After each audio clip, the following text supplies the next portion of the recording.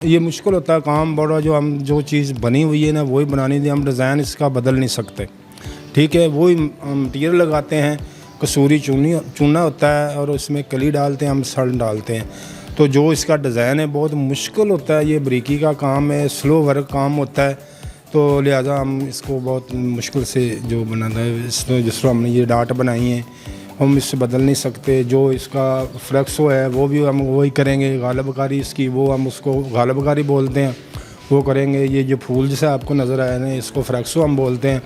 जो इसको इंशाल्लाह ताला कोशिश करेंगे जो असली हालत में आ जाए। खस्ता हालत थी इसकी बहुत, क्योंकि ये तो सारा टूटा फूटा था, सारा ये हमने सारा नया किया है। तो लिहाजा इंशाल्लाह ताला इसको असली हालत में लाया जाएगा।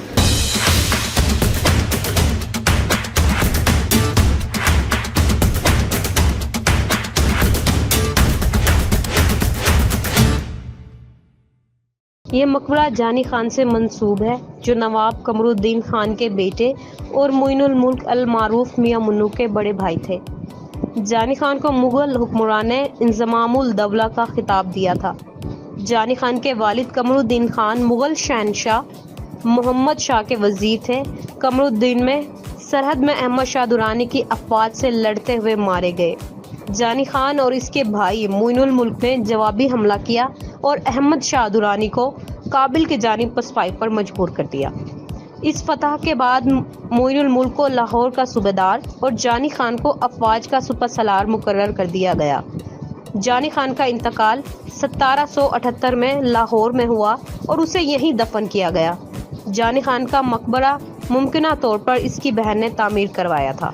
मकबरा जो है वो अपनी असली हालत तो मुकम्मल तौर पर खो चुका है, लेकिन अच्छी बात यह है कि मकबरे की जो तज़ीन व आराइश का जो काम है वो स्टार्ट हो चुका है और कोशिश की जा रही है कि जो इसकी जो असली हालत थी उसमें इसको वापस लाया जा सके। मेरे साथ यहाँ पर कारीगर मौजूद हैं जो कि पूरी कोशिश कर रहे हैं कि जिस तरह से ये नक्शो निगार बने हुए हैं, जो इनकी असली नक्शो निगार थे यहाँ पर, उसी के मुताबिक इस मकबरे को वापस लाया जा सके इसकी असली हालत में। अस्सलाम वालेकुम। वालेकुम सलाम जी।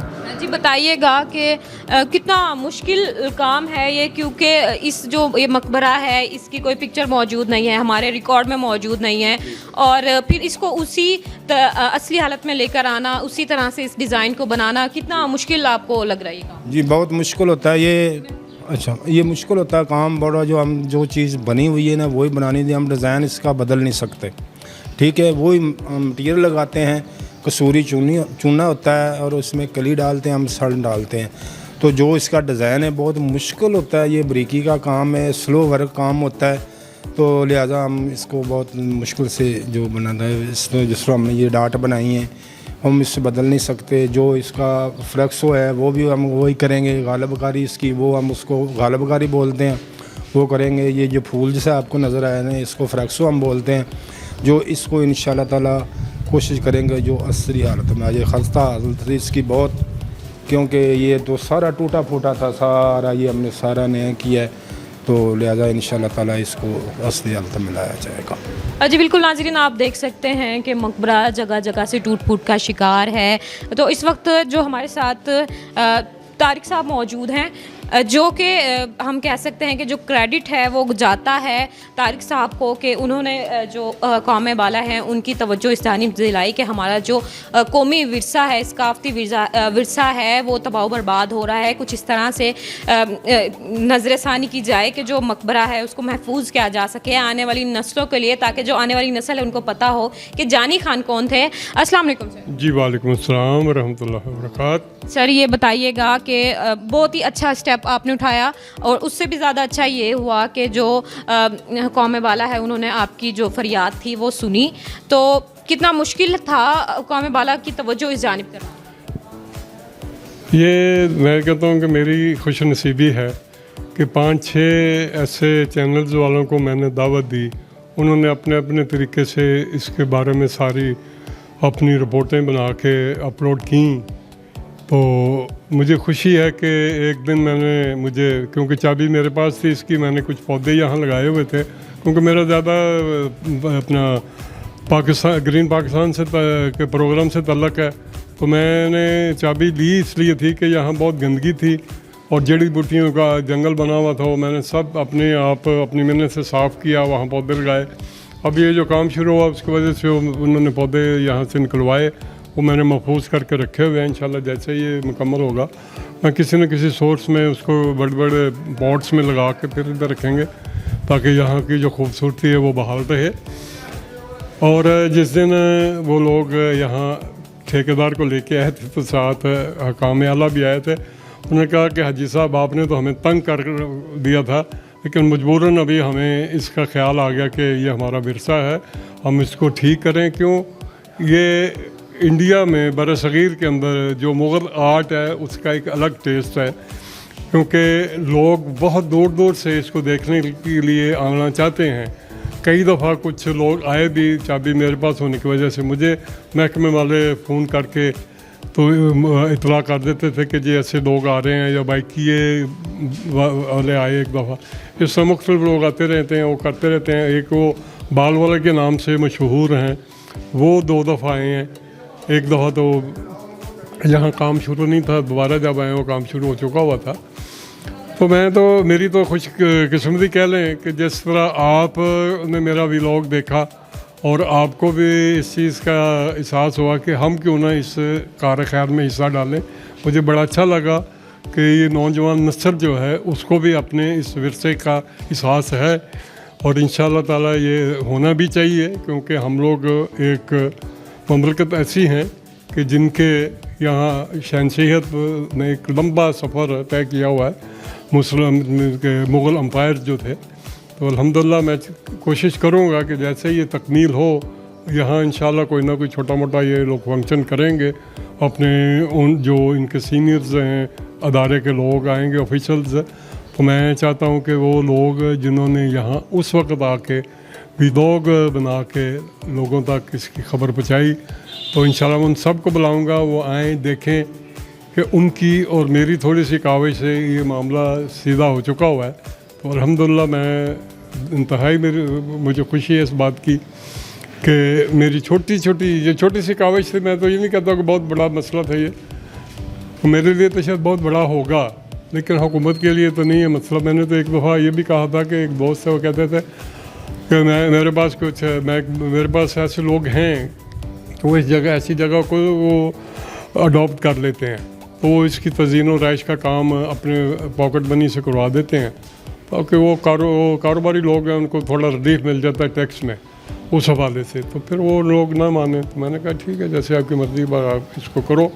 क्योंकि पाकिस्तान से जो लोग ख्वाहिश रखते हैं टूरिज़म की, वो और ख़ास करके जो अब्रॉड से आते हैं, उनको अगर हम लोग अपने विरसे अच्छी शक्ल में दिखाएंगे तो डेफिनेटली हमारा उसमें रेवेन्यू भी बढ़ेगा। वो आएंगे, होटल्स में रहेंगे और रेस्टोरेंट्स में जाएंगे, खाएंगे पिएंगे, डॉलर्स लेके आते हैं, वो यहाँ एक्सपेंड करेंगे, तो बहुत सारा फ़ायदा हम लोग को हो सकता है। जी सर, बिल्कुल सर ऐसा ही है, आप बिल्कुल सही कह रहे हैं। बस हुकाम बाला की जो थी वो तवज्जो दिलाने की ज़रूरत थी। उतना बड़ा मसला नहीं था जितने बड़े मसले हम बना लेते हैं। सर ये बताइएगा कि यहाँ पर 3 कब्रें मौजूद थी, लेकिन इस वक्त कब्रें मौजूद नहीं हैं, ये क्या माजरा है? और दूसरा ये कि वो कब्रें कहाँ चली गई? ये यहाँ कच्ची थी जगह, सारी कब्रें भी कच्ची थी। तो ये जब इन्होंने प्रोग्राम बनाया ना कि भाई अब हमने यहाँ एक फ्लोर बनाना है, फ्लोर के ऊपर से हम लोग वो कब्रें जो है ना बनाएंगे, क्योंकि बेसिकली जो कब्र है ना वो कम से कम 20 से 25 फुट नीचे तक है, नीचे है जाके। तो अभी उन्होंने ऊपर से मिट्टी हटाई हुई है, ये यहाँ इन्होंने चूना और ये जो मिक्स करके कलई वगैरह सारा, उससे इन्होंने ये फर्श लगा दिया है।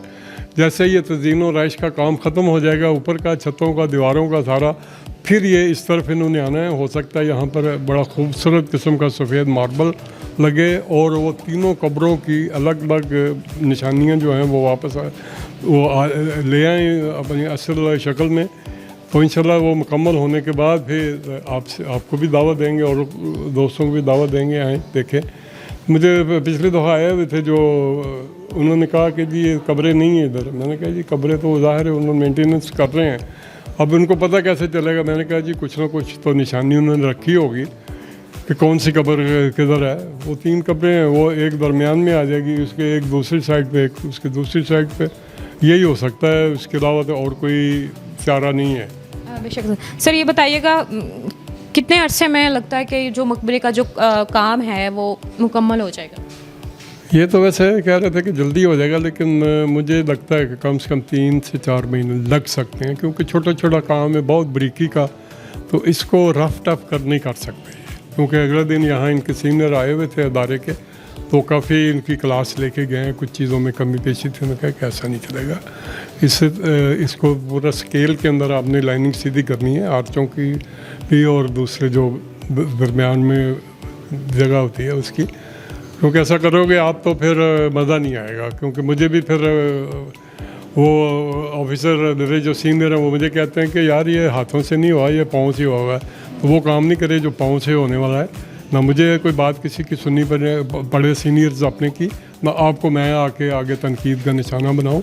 आप थोड़ी सी ख्याल करके करेंगे ये काम सारा। और उनकी बात बहुत अच्छी थी, उन्होंने बड़े मोहब्बत से उनको बताया सारे जो कारीगर यहाँ काम कर रहे हैं, क्योंकि मुख्तलिफ कारीगर मुख्तलिफ काम है, कोई टाइल लगाने का कारीगर है, कोई इसके तज़ीन और रहाइश का काम करने वाला है, और उनका कुछ फैमिली बैकग्राउंड इस तरह का है कि उनके बावजूद से ये इस फ़न का उनके पास तजर्बा है।